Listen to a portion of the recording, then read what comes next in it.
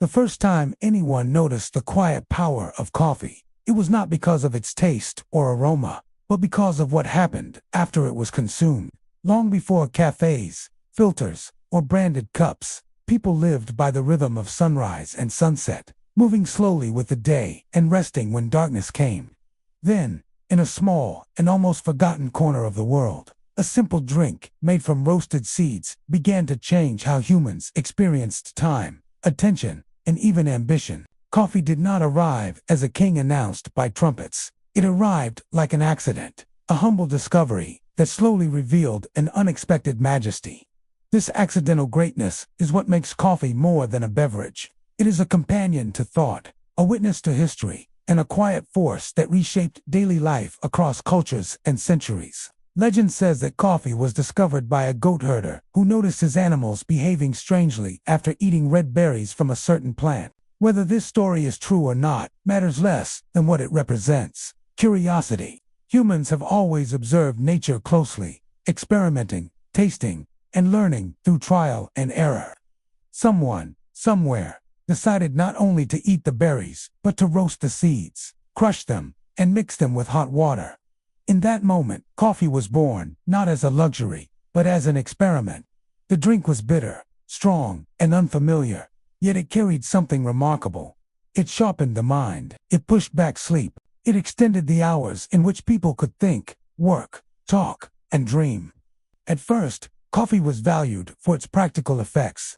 It helped people stay awake during long prayers, night watches, or demanding labor. In places where it spread early, coffee became associated with alertness and discipline.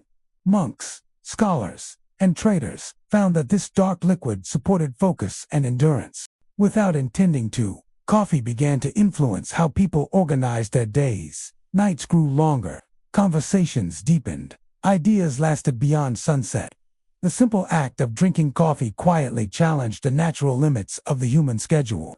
As coffee traveled from region to region, it adapted to each culture it touched. In some places, it was boiled thick and strong, served in small cups that demanded respect and patience. In others, it was filtered, sweetened, or mixed with milk, becoming softer and more social. Despite these differences, one thing remained constant: coffee brought people together. Coffee houses appeared as neutral spaces where status mattered less than conversation. Merchants discussed deals, poets tested verses, and philosophers argued ideas, all fueled by the same cup. These places became centers of exchange, not just of goods, but of thoughts. It is impossible to separate the rise of coffeehouses from the rise of public discussion. In an age when information moved slowly and literacy was limited, coffeehouses became living newspapers. News was shared aloud, opinions were challenged, and alliances were formed. Coffee did not create intelligence or creativity, but it supported them by keeping minds alert and bodies present. In this way, coffee became an accidental partner in human progress. It did not demand power, yet power gathered around it. The majesty of coffee lies partly in its contradictions. It is both ordinary and special, simple and complex. A cup of coffee can be prepared in minutes, yet it carries within it a global journey of soil, climate, labor, and tradition. From the farmer who tends the plant to the person who drinks the final cup, coffee connects strangers across continents. This connection often goes unnoticed. We sip without thinking of mountains, rain patterns, or hands that picked the cherries. Still, the connection exists, quietly reminding us that even small, daily habits are part of something larger. Coffee also holds a unique place in personal routines. For many people, the day does not truly begin until the first cup is poured. This ritual, repeated daily, provides comfort and stability. The smell alone can signal safety, focus, or motivation. In a world that often feels rushed and unpredictable, coffee offers a moment of control. You choose how strong it is, how hot, how sweet, and when to drink it. That small choice gives a sense of agency, a reminder that even in busy lives, we can pause and prepare something just for ourselves. Writers and thinkers have long formed relationships with coffee that border on devotion. For them, coffee is not merely a stimulant, but a signal to the mind that it is time to work. The act of brewing becomes a transition from ordinary thought to deeper concentration. Many great works were written under the influence of countless cups, not because coffee created genius, but because it supported persistence.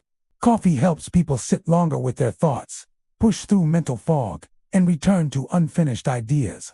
In this way, it rewards patience rather than inspiration. Yet coffee's influence is not limited to productivity. It also plays a role in rest, surprisingly enough. Shared over long conversations, coffee slows time rather than speeding it up. Friends linger over cups, letting words flow without urgency. In these moments, coffee becomes a bridge between people, reducing distance and encouraging honesty. The same drink that fuels solitary work can also support deep connection. This flexibility is part of its quiet greatness. The global spread of coffee was not without conflict. As demand grew, so did exploitation. Plantations expanded, often relying on unfair labor and harsh conditions. The history of coffee includes stories of inequality and struggle that cannot be ignored. Acknowledging this does not diminish coffee's cultural importance. Instead, it deepens our understanding of it. True appreciation includes awareness. Modern movements toward fair trade and ethical sourcing reflect a growing desire to honor not just the drink, but the people behind it. In this effort, coffee continues to evolve, shaped by the values of those who consume it. In the modern world, coffee has taken on new forms and meanings. It is photographed, branded, and customized. People debate beans, roasts, and brewing methods with surprising passion. While some may see this as excess, it also reflects a human desire to find meaning in everyday experiences. Coffee becomes a language through which people express identity and taste. Choosing a coffee is no longer just about staying awake. It is about belonging, preference, and self-expression. Despite all these changes, coffee has not lost its original character. It remains a simple drink made from roasted seeds and hot water. Its power does not come from complexity, but from consistency. It shows up every morning, asking little and offering much. It does not promise happiness, success, or wisdom, yet it supports the pursuit of all three. This is the essence of its accidental majesty. Coffee did not set out to change the world, but the world changed around it. Perhaps the greatest lesson coffee offers is about small things. It reminds us that influence does not always announce itself loudly. Sometimes, the most powerful forces are those we invite into our lives without much thought. A daily cup, taken for granted, can shape habits, relationships, and even history. When we pause to consider this, coffee becomes more than a drink. It becomes a symbol of how ordinary moments, repeated over time, can quietly build something extraordinary. In the end, the majesty of coffee lies not in luxury or rarity, but in presence. It is there in early mornings and late nights, in solitude and in company, in work and in rest. It adapts without losing itself. It serves without demanding attention. Coffee teaches us that greatness does not always come from intention. Sometimes, it comes from usefulness, patience, and the simple ability to be exactly what is needed, cup after cup, day after day.